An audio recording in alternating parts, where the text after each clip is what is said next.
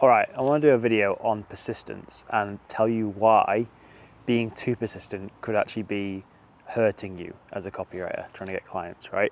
So I'm always talking about, this mentality of work ethic, working hard, being persistent, being consistent.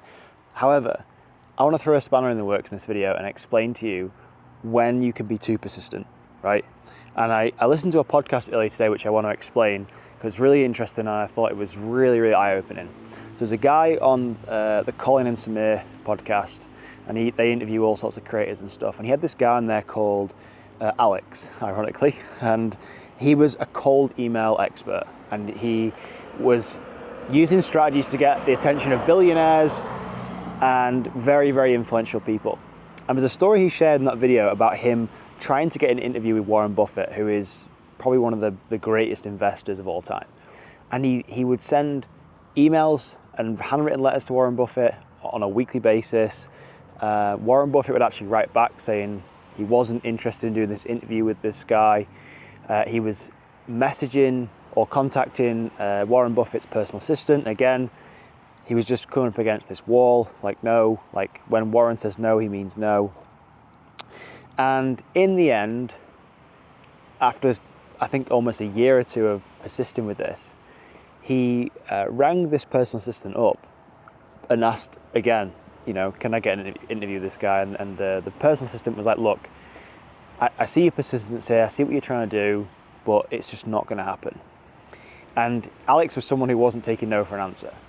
And what his personal assistant did was instead gave him, and I think the option to bring as many friends as he wanted to Warren Buffett's shareholder meetings, which sounded great.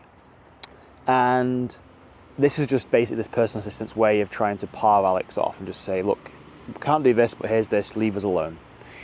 Alex didn't realize this. He went to the shareholders meeting with 5 other people and managed to ask Warren some questions in this Q&A, which was like a lottery in itself because there was like 30,000 people at these shareholder meetings. And I think Warren asked like 5 or 10 people, gave the opportunity to 10 people to ask questions. And him and his friends got the opportunity to ask questions, which was really cool. And then, I can't remember where the story went specifically, but I think through this, he somehow got in touch with another influential person, which was Bill Gates.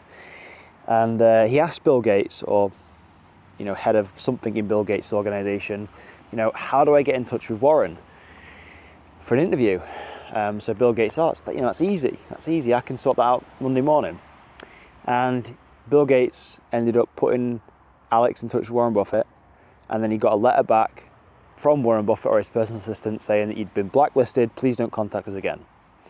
And the moral of this story is basically telling you guys, or learning the art of when persistence is too much. Like, when do you stop, right?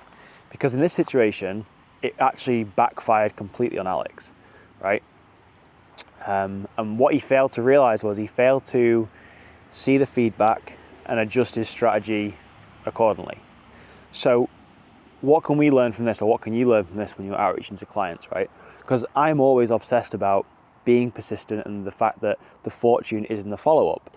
However, there is a point when, if you're coming up against brick walls every time you outreach to the same person, so you've done 3 or 4 outreach messages and they're literally telling you no, no, no, no, no, you need to take that feedback in, and you need to maybe adjust your strategy, and you need to maybe turn the mirror around and ask yourself the question, like, is it something that I'm doing here that's causing this resistance, right?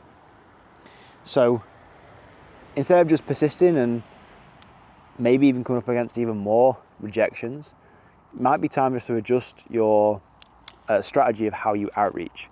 So there's many different ways, and like, it isn't just one way of outreaching. You can outreach in many different ways and make contact with different people in many different ways. Like, there's obviously handwritten letters, there's the methods I teach in my course, which is all about like using Loom recordings and personal, like trying to get to know the person you're speaking to. Because I'm always obsessed about getting to know the people behind who you would like to work with, because businesses do business with people.